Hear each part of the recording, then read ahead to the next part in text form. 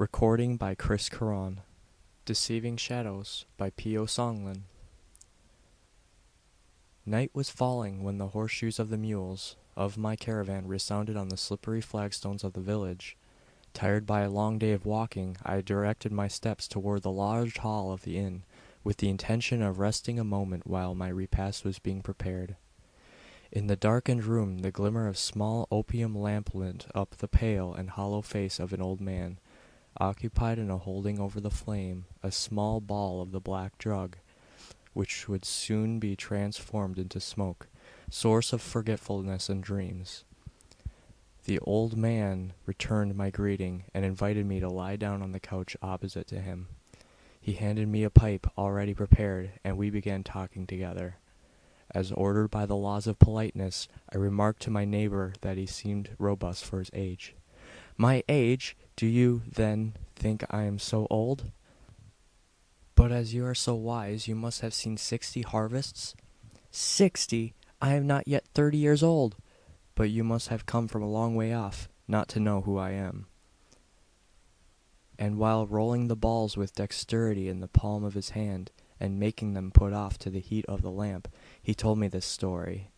His name was Liu Favor of Heaven, born and brought up in the capital. He had been promoted 6 years before to the post of the sub-prefect in the town on which our refuge was dependent. When coming to take his post, he stopped at the inn, the same one where we were. The house was full, but he had remarked on entering a long pavilion which seemed uninhabited. The landlord, being asked, looked perplexed. He ended by saying that the pavilion had been shut for the last 2 years. All the travelers had complained of noises and strange visions. Probably mischievous spirits lived there.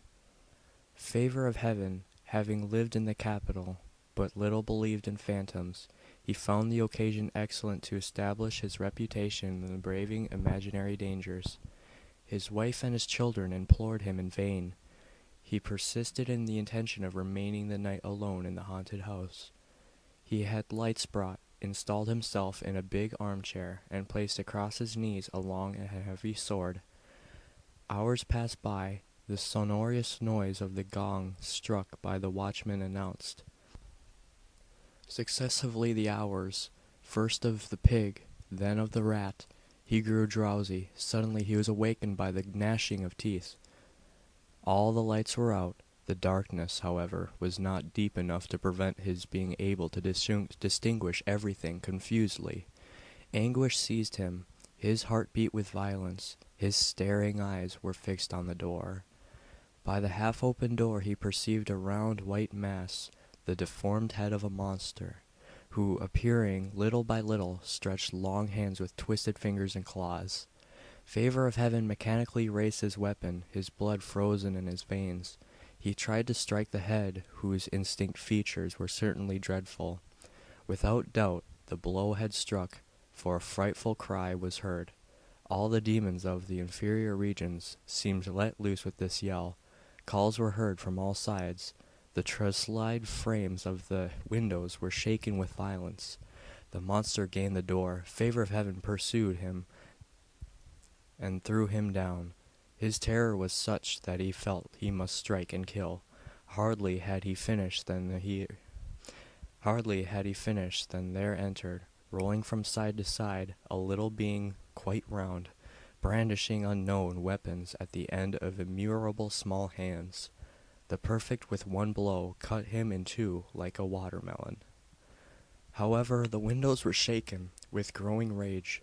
Unknown beings entered by the door without interruption. The perfect threw him down, one after another, a black shadow first, then a head balancing himself at the end of a huge neck, then the jaw of a crocodile, then a big bird with the chest and feet of a donkey.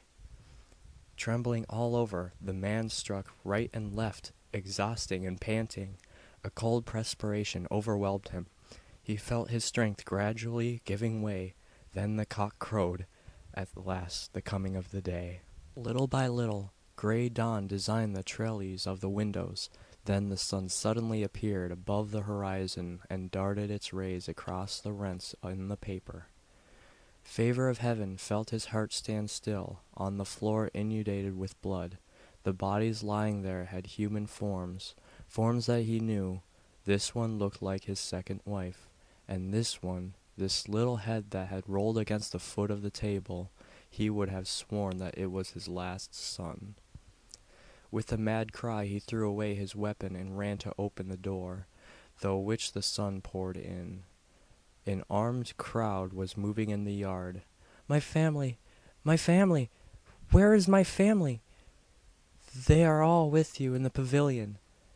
But as they were speaking, they saw with stupor the hair of the young man becoming white, and the wrinkles of age cover his face, while he remained motionless as well as insensible. They drew near. He rolled fainting on the ground.